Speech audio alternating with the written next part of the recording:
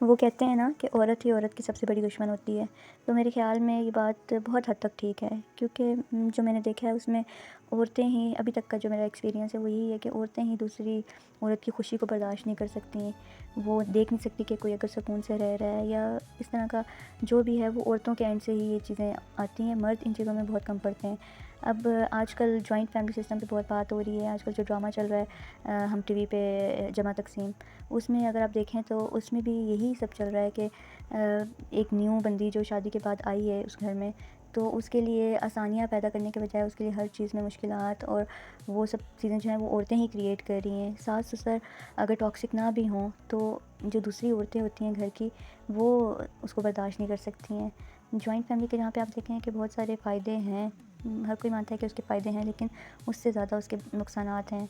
नुकसानात in a sense के mental peace बहुत matter करता है। मेंटल ज़हनी सुकून जो होता है इंसान का, वो सबसे ज़्यादा मैटर करता है। अगर कहीं पे आपका ज़हनी सुकून उस पे वो आ रहा है ना कि उसमें कोई मसला आ रहा है कि आप मेंटली प्रेशराइज्ड हो या मेंटली आप उस तरह पीस नहीं है, तो आप समझें कि आप हर चीज़ जो है वो ख़सारा ही है।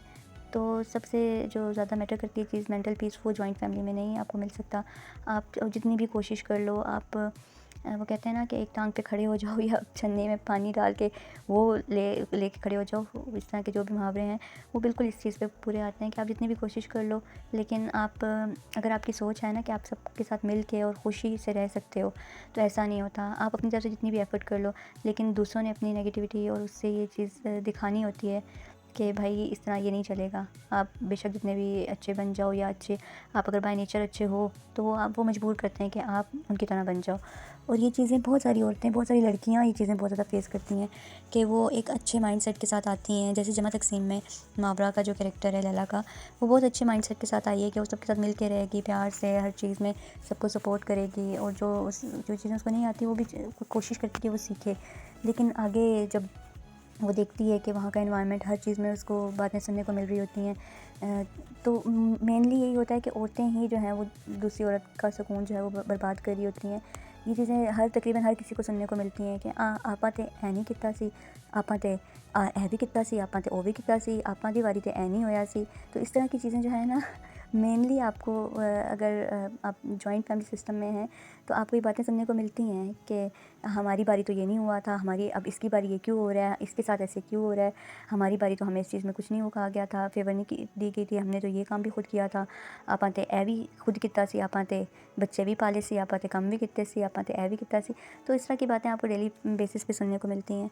तो जॉइंट फैमिली सिस्टम का जो जो मेन ड्रॉबैक है और जो सबसे बड़ा नुकसान है वो यही है कि आप ये है, अगर तो आप इतने सेंसिटिव हो या फिर आप इस तरह की बातों को भूल नहीं सकते या आपने पहले कभी सुनी नहीं है, तो फिर आपके लिए वहाँ पे रहना बहुत मुश्किल हो जाता है।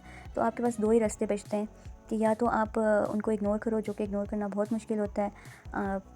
ये ड्रामा देखते हुए मेरी आँखों में बहुत बार आंसू आए, क्योंकि आप बहुत रिलेट करते हो इससे। अगर आपने कभी जॉइंट फैमिली सिस्टम को एक्सपीरियंस किया है ना, तो आप बहुत रिलेट करते हो इन चीज़ों से। तो ये फिर एक वो टाइम ना, लड़की को वो टाइम कभी भी नहीं भूलता जब उसने वो इस चीज़ से गुज़री हो। तो जब मैं वो देखती हूँ तो मैं उससे बहुत रिलेट करती हूँ और मुझे लगता है कि ये रियल इश्यूज़ हैं, जो कि इस्लाम में भी हमें एक दिया गया हल इसका कि इस्लाम में जॉइंट फैमिली सिस्टम कहीं पे भी वो नहीं है कि आप जॉइंट फैमिली सिस्टम में रहो। अगर तो आप सब अफोर्ड कर सकते हो तो आप सब अलग अलग जाके रह लो। अगर अफोर्डेबिलिटी का इशू है तो फिर भी आपका एक पर्सनल स्पेस ज़रूर होनी चाहिए। तो हर जगह पे ये सारे इश्यूज़ जो हैं बहुत ज़्यादा हो जाते हैं अगर जॉइंट फैमिली में स्टार्ट से ही अलग अलग स्पेसेस ना मिलें बहुओं को। बस यही ड्रामा देखते हुए फिर मैंने सोचा कि आज मैं क्या बनाऊँ जो कि बहुत इजी और क्विक बन जाए। तो मेरे माइंड में दाल और कद्दू आया, चने की दाल और कद्दू। बच्चे सब्ज़ी इतनी शौक़ से नहीं खाते और कद्दू जो है मेरी कोशिश होती है कि बच्चे किसी तरह से खाएं, तो फिर मैं वो चने की दाल और कद्दू ये सालन बना लेती हूँ। बच्चे शौक़ से खा लेते हैं। इसमें उनको इतना पता नहीं लगता कि कौन सी सब्ज़ी है या क्या है। मेरी बेटी को तो लग रहा होता है कि शायद ये आलू है, लेकिन वो फिर क्वेश्चन भी कर रही होती है कि मम्मा इसका टेस्ट आलू के जैसा नहीं है। तो मैं उससे कहती हूँ बेटा आप खा लो, फिर बाद में आपको मैं बताऊँगी कि ये क्या है। तो बच्चे शौक़ से खा लेते हैं ये, इसलिए मैंने सोचा कि आज ये बना लूँ। और इसको मैं बहुत इजी क्विक वे में बनाती हूँ। सिंपल मसाला बना के, प्याज ब्राउन करके, उसके बीच में लहसुन अदरक का पेस्ट डाल के, साथ फिर कुछ बेसिक स्पाइसेस ऐड करती हूँ, जैसे धड़ा मिर्च, सूखा धनिया, ज़ीरा और हल्दी, नमक, ये चीज़ें डालती हूँ। और इसको मैं अचार के साथ लेती हूँ। ऐसे अचार के साथ ये बहुत मज़े का लगता है। तो आज अचार नहीं था तो मैंने सोचा कि मेरे पास अचार गोश्त मसाला पड़ा हुआ है, तो मैंने थोड़ा सा वो ऐड कर दिया था। मैंने कहा थोड़ा सा टेस्ट आएगा अचार का तो अच्छा लगता है बहुत। तो फिर मैंने साथ वो ऐड कर दिया था। और उसके बाद फिर जब मसाला बन जाता है तो फिर बीच में दाल को डाल के अच्छे से उसकी भुनाई करके, जब वो भुन जाए अच्छे से, तो फिर मैं साथ कद्दू ऐड करती हूँ। और कद्दू के लिए एक मेरी टिप ये है कि मैं पहले जो है कद्दू बहुत छोटे काटती थी। तो जब छोटे कद्दू काटो तो फिर वो इतना घुल जाते हैं, उसमें बहुत जल्दी मेल्ट हो जाते हैं, क्योंकि बिल्कुल सॉफ्ट होते हैं तो वो बहुत जल्दी घुल जाते हैं। तो अब मैं ये है कि कद्दू थोड़े बड़े काटती हूँ, ताकि जब मैं दाल को थोड़ी देर के लिए प्रेशर देती हूँ कुकर में, तो फिर वो कद्दू बिल्कुल घुलते नहीं और वो बड़ा अच्छा सा बन जाता है। तो जब भी मैं बनाती हूँ, बच्चे भी शौक़ से खाते हैं, मैं ख़ुद भी, मेरे हस्बैंड भी। तो ये फिर कभी-कभी मैं बना लेती हूँ जब मुझे कुछ ईज़ी सा बनाना हो। चने की दाल और कद्दू ये भी एक ऐसी डिश है जो कि शादी से पहले मेरे घर पे नहीं बनती थी, क्योंकि मेरे भाई को बहुत इश्यूज़ होते थे अगर अम्मी दाल के साथ कोई सब्ज़ी ऐड कर दें या फिर चिकन के साथ, गोश्त के साथ। तो वो इस बात पे हमेशा लड़ाई होती थी कि आपने इनको मिक्स क्यों बनाया, अलग-अलग क्यों नहीं बनाया। तो फिर अम्मी जो है अवॉइड करती थी, अम्मी फिर अलग-अलग ही बनाती थी। जो भाई के लिए फिर अगर वो दाल खाता तो दाल बना देती, और कभी अगर कद्दू की सब्ज़ी बनानी होती तो वो अलग बना लेती थी। तो लेकिन ये जो है इनको कंबाइन करके बनाओ तो बड़ा अच्छा इनका वो आता है, इसलिए मैं अपने बच्चों के लिए बना लेती हूँ।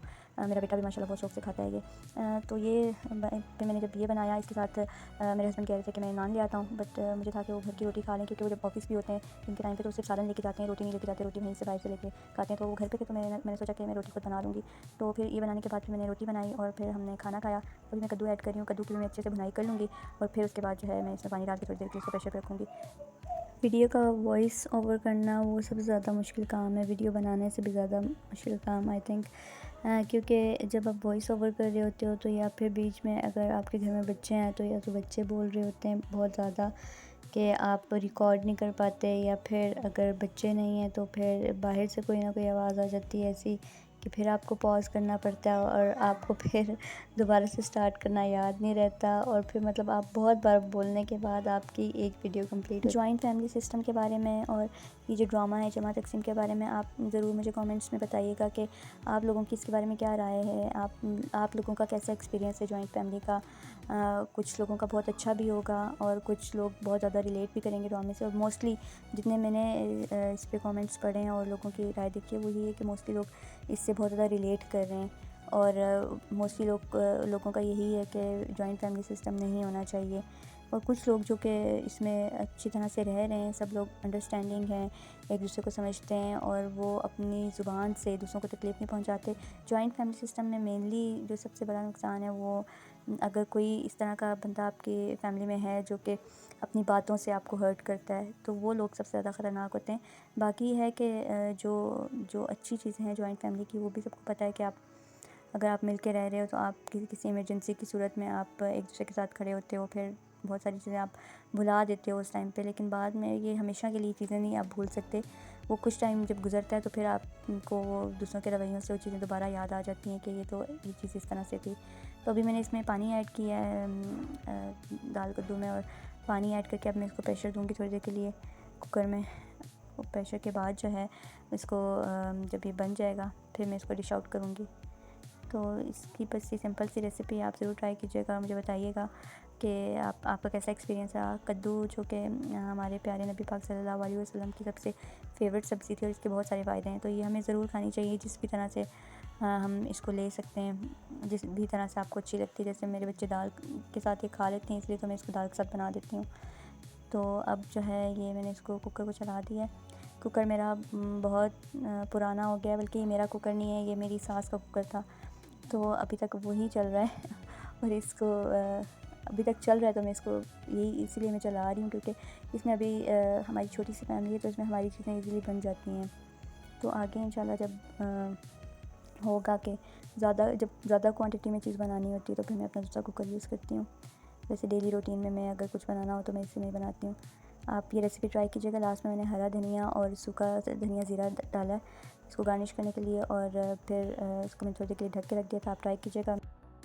लास्टली मेरे चैनल को लाजमी सब्सक्राइब कीजिएगा और चैनल सब्सक्राइब करने के साथ साथ वीडियो को भी लाजमी लाइक कीजिएगा और रेसिपी ट्राई लाजमी कीजिएगा। बहुत बेसिक सी और इजी सी रेसिपी है। जब कुछ भी बहुत ज़्यादा बनाने का दिल ना हो, बहुत एफ़र्ट वाला, तो आप ये एफ़र्टलेस रेसिपी ट्राई कर सकते हैं। Thank you for watching my video.